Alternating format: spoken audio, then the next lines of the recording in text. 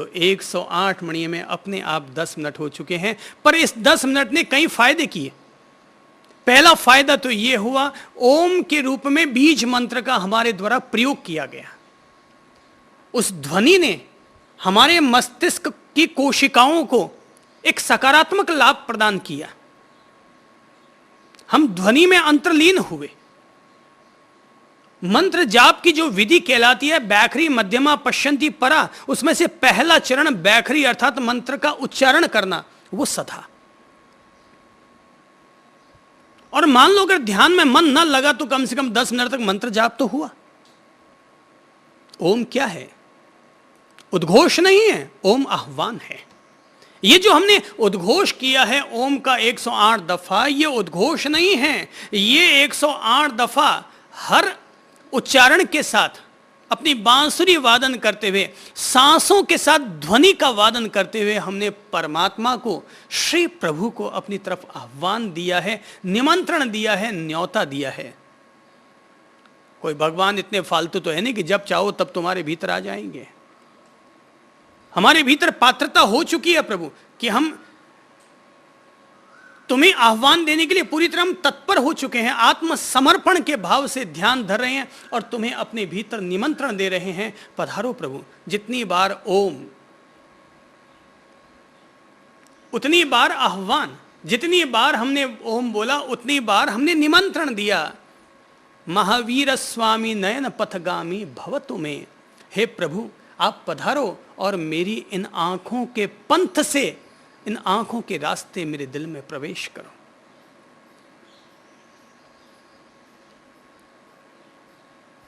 तो यह फायदा होगा हमें कि हम 108 दफा अपनी ओर से निमंत्रण दे रहे हैं। और किसी भी व्यक्ति को, किसी भी चेतना को निमंत्रण देने के लिए 108 दफा बहुत होता है।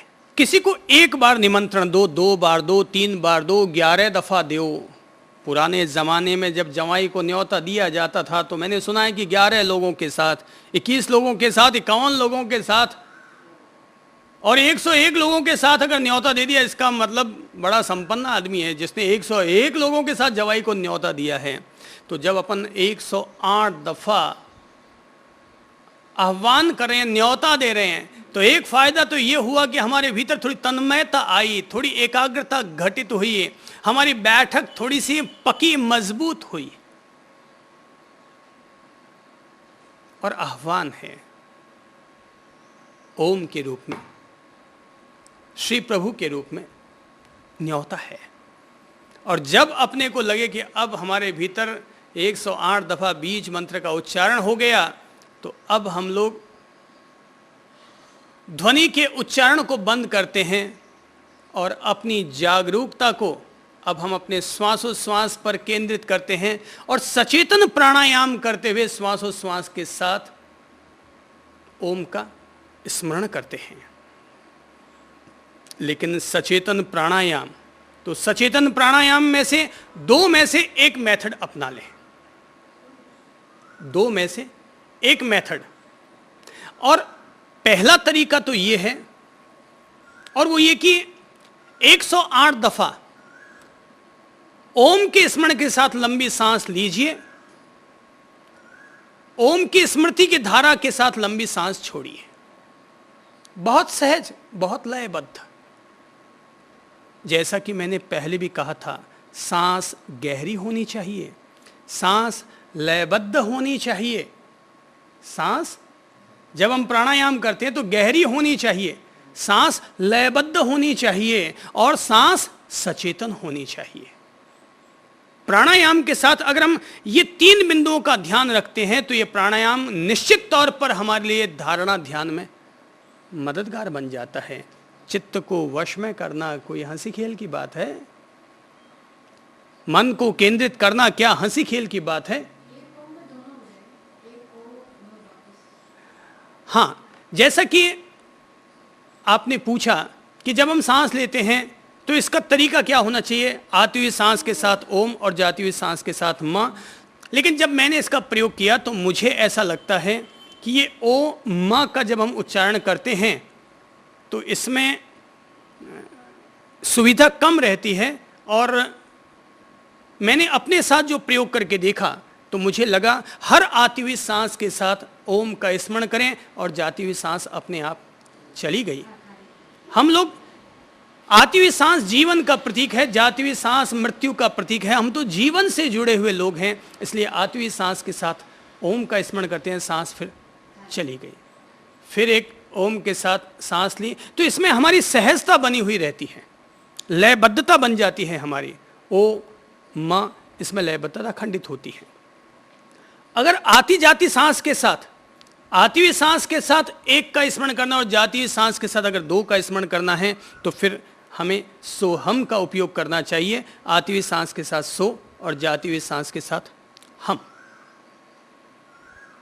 पर सोहम का स्मरण करने से चित्त में लयलीनता तो बन जाएगी, पर ओम का स्मरण करने से एक बीज मंत्र अपना काम करेगा कि जिस ओंकार की महिमा से सारे वेद पुराण स्मृतियां आगम भरे पड़े हैं, उस बीज मंत्र का स्मरण हो जाएगा हमारे द्वारा।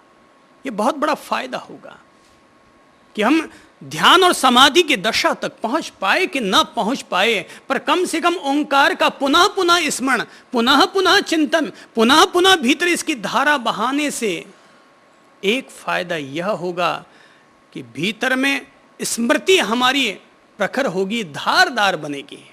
जैसे कुल्हाड़ी में धार लगानी पड़ती है, वैसे ही हमारी स्मृति में, हमारी बुद्धि में भी धार बन जाती है। तो पहला तरीका तो यह होगा प्राणायाम का कि शांत मंद लंबी सांस लीजिए और शांत मंद लंबी सांस छोड़िए, अर्थात गहरी सांस ले रहे हैं, गहरी सांस छोड़ें लेकिन लयबद्ध। कौन सी? लयबद्ध, एक जैसी धारा में, कभी ऊनी कभी तेजी और कभी धीमी। एक लयबद्ध सचेतन प्राणायाम चल रहा है जिसमें हर श्वास के साथ लेते हुए हम लोग ओंकार का स्मरण कर रहे हैं। और प्राणायाम का दूसरा तरीका, दोनों ही प्रभावी हैं, दोनों में से किसी को भी हम कमजोर ना समझें। हाँ, अपने साथ करके देख लीजिए, 3 दिन तक पहला प्रयोग और 3 दिन तक जो मैं दूसरा बता रहा हूं वो प्रयोग, अब उनमें से जो आपको मुवाफिक बैठ जाए आप कोई भी सेट कर लीजिए। दूसरा जो प्रयोग है प्राणायाम का ध्यान से पहले, वो ये है 3 चरण बनाएं। पहला चरण 20 सांस का, दूसरा चरण 30 सांस का और तीसरा चरण 40 सांस का। अगर यह संख्या याद नहीं रहती है तो पहला चरण भी 20 सांस का, दूसरा चरण भी 20 सांस का और तीसरा चरण भी 20 सांस का। पहले चरण में 20 गहरी सांस, दीर्घ श्वास, दूसरे चरण में 20 मध्यम श्वास, तीसरे चरण में 20 लघु सांस, दीर्घ, मध्यम और लघु। एक प्रकृति में जैसे लय चलते हैं, कभी तेज हवा, कभी मंद हवा, कभी सहज हवा, वैसे ही हम लोग प्रकृति के लयबद्धता को ही अपने से जोड़ते हुए अपने प्राणायाम को भी लयबद्ध बनाते हैं। पहला क्या है? दीर्घ श्वास 20 दफा। ओंकार को जोड़े रखिएगा इसमें, क्योंकि प्राणायाम 2 तरह के होते हैं, एक सबीज प्राणायाम और दूसरा निर्बीज प्राणायाम। तो निर्बीज प्राणायाम बाद में साधिएगा, पहले सबीज प्राणायाम अर्थात ओंकार के स्मरण के साथ प्राणायाम कर लीजिए। यह सरल रहेगा आपके लिए अर्थात जो नए लोग हैं उनके लिए। पहला है 20 लंबी गहरी श्वास, दूसरा है 30 मध्यम श्वास, सहज श्वास के साथ ओम की स्मृति, सहज जैसी चलती है वो अपनी, उसमें प्रयास नहीं है, वो सहज चल रही है। और तीसरी है लघु श्वास, छोटी सांस। ऐसा क्यों? बीच में मध्यम क्यों? ये बीच में मध्यम इसलिए कह रहा हूं ताकि गहरी सांस लेंगे तो आपको बीच में रिलैक्सेशन की जरूरत है। तो गहरी और जब हम मध्यम लेंगे तो ये मध्यम श्वास अपने आप में ही रिलैक्सेशन का काम कर जाएगी। तो दीर्घ, मध्यम, लघु एक चक्र ये पूरा हुआ। कम से कम 3 चक्र अवश्य कीजिए, कम से कम 3 चक्र। 3 चक्र जब आप करेंगे 20 30 40, 20 30 40, फिर 20 30 40, इसमें करीब 10 मिनट लगेंगे। 3 मिनट लगेगा आपको, 3 से सवा 3 मिनट, 3.5 मिनट। दीर्घ 20, मध्यम 30, लघु 40। ये संख्या अगर किसी को असहज लगती हो तो 20 दीर्घ, 20 ही मध्यम सहज और 20 ही तीव्र या लघु, छोटी सांस। आप इसकी 3 आवृत्तियां कर सकते हैं, और 4 करनी चाहें तो और उत्तम, 5 करें तो और उत्तम। अगर हम लोग धीरे धीरे इसे 9 आवृत्तियों तक ले जा सकते हो तो निश्चय ही यह प्राणायाम हमारे चित्त की एकाग्रता के लिए, हमारे भीतर के आवरणों को क्षय करने के लिए, हमारे भीतर ध्यान की पात्रता निर्मित करने में बहुत बड़े सहयोगी बन सकते हैं, चमत्कार कर सकते हैं। क्योंकि 9 दफा की आवृत्ति अगर आप करते हैं तो उसमें 30 मिनट तक प्राणायाम हुआ। और गिन के कीजिए हाथ की अंगुली पर। हाथ की अंगुली पर अगर अपन गिनते हैं तो 4 हैं, 1 2 3 4, ये 4 चरण बन जाते हैं और एक हाथ में 20 की गिनती हो जाती है। 5 अंगुलियां, 5 अंगुलियों की ये 1 2 3 4। तो पहली अंगुली से अपन शुरू कर लेंगे, यहां से यहां, फिर यहां 1 2 3 4,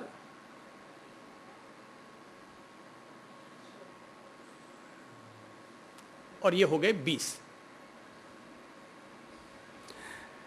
इस तरह से अपन लोग अपने प्राणायाम को संपन्न करेंगे तो इस प्राणायाम से अपने आप हमारा प्रत्याहार भी सध चुका है। हम अपनी इंद्रियों को अपने आप में ले चुके हैं।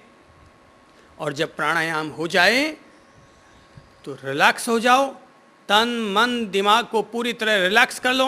और जो हमारे भीतर इस प्राणायाम के कारण जो ऊर्जा का जागरण हुआ है, हमारे भीतर जो प्राण प्रदेश पूरी तरह सक्रिय हुए हैं, 3 मिनट 4 मिनट तक शांत भाव से अपनी काया का निरीक्षण करो। और अब हम अपने भीतर पूरी तरह सचेतन होकर के अपनी 5 इंद्रियों को अपने चित्त की तरफ, अर्थात अपने मध्य मस्तिष्क की तरफ